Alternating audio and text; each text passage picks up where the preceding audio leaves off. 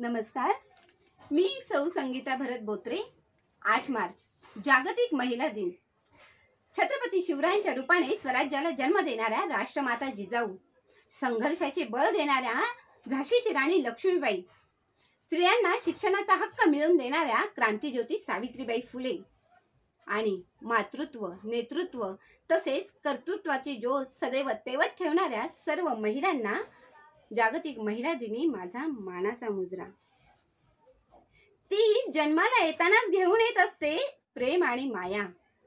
कुठल्या स्त्रीचा जन्म कधीच जात नसतो वाया। कधी मुलगी, कधी पत्नी, कधी आई होत असते। कधी मुलगी, कधी पत्नी, तर कधी आई होत असते। सासर माहेर उजळविणारी स्त्री एक ज्योत असते, स्त्री एक ज्योत असते।